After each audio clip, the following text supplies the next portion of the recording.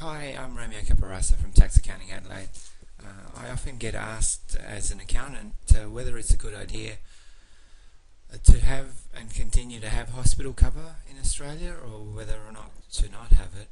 And considering it's an interesting topic for many people in Australia, I've put together a little YouTube on some interesting criteria to consider. It's not full advice on whether or not you should continue to have your hospital cover or not. You should seek your own independent advice on your financial situation. But this is some general information I think you should consider in your decision. Okay, so as an accountant, I can tell you straight away that an important thing is that not having hospital cover, and if you're a high income earner, you can be taxed more. So that's something to definitely consider. If you're a high income earner, and what the Australian Tax Office calls income for Medi levy surcharge purposes is above 90,000 if you're single, or 180,000 if you have a spouse or partner or a family, then you will be charged an extra 1% on your Medicare levy, which is called the Medicare levy surcharge. So for many people in this situation, you will be paying an extra $1,000 tax in the form of Medicare levy surcharge, which means that if you are in that situation, you may as well go out and buy your hospital cover, so that you don't pay this extra Medicare levy surcharge. I think it's been a little bit confusing to people. There were some commercials by private health companies promoting that you should rush in at the end of the financial year to get hospital cover. It's important that you understand that you need to have the hospital cover for the full year, the full financial year, to stop paying this extra Medicare levy. Otherwise, if you've only got it for part of the year, then you only prorate the Medicare levy surcharge down by the amount of days you have it compared to the whole year. One of the most important things where anybody who's looking at or considering, cancelling their hospital cover, to just look at their cover, because I find it's a very often poorly reviewed insurance. So a lot of people have their hospital cover or extras and hospital cover, and they don't review it very often at all. Sometimes they've had it for a decade or more and never really had a close look at it. You need to look at it more often than that, and in fact, your personal health situation may change. You need to look at the different funds out there, and they may give you a better deal if you don't want this or do want that. For instance, if you want to have more family or not, you should sort that out on your fund, so that you can potentially save on premium. And also your extras. Look at if you there's no chance you need glasses, then don't have that as part of your cover. Or if you don't need to go to the physio, then look at that.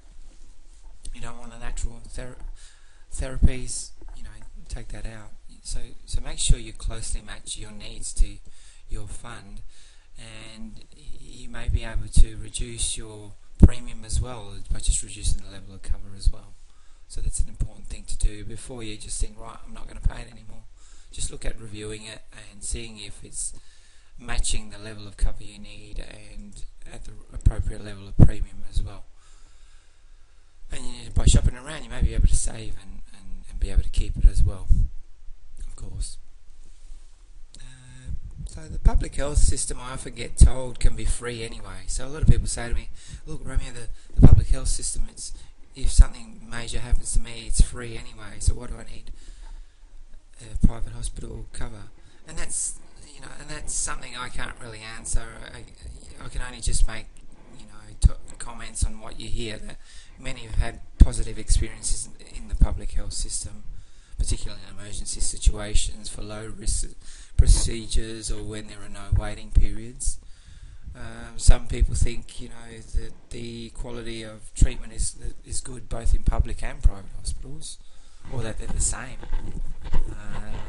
That the choice of the doctor or private room was still not certain when you've got private cover, And some people think the quality of private cover is worse than private, so public. So it is really something to consider. What the outcome you get may be different depending on what happens to you, and that's a difficult thing, but something to consider as well. So some of the benefits of having private health cover, obviously, the advantages are there can be less waiting periods, there can be more choices in the choice of your doctor and the choice of room and hospital. There can be more peace of mind for you as well in having that extra level of cover and not relying on the public health system and maybe having to wait for treatments.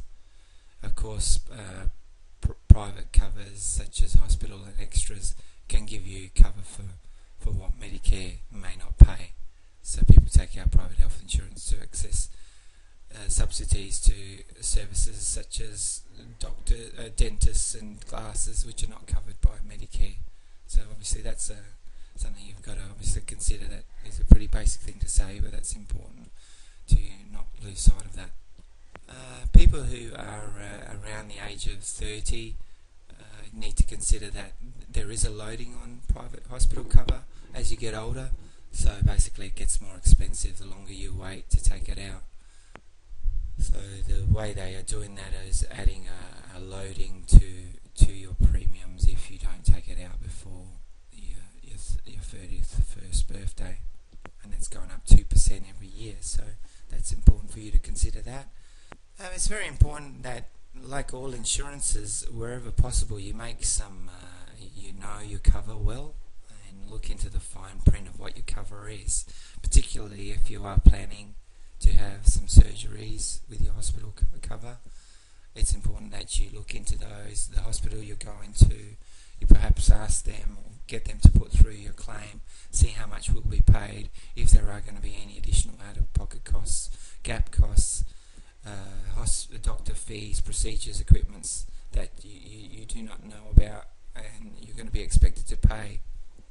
It's good to look at those before you go into your hospital and have your treatments done, rather than coming out and the mail comes and it's a bill for this and a bill for that you weren't expecting. The alternative to having hospital cover is to perhaps save some money every year and put it in a separate bank account to fund your medical expenses. If you do this over your lifetime, you may win and have money left in your bank account, or you may lose and you may need more.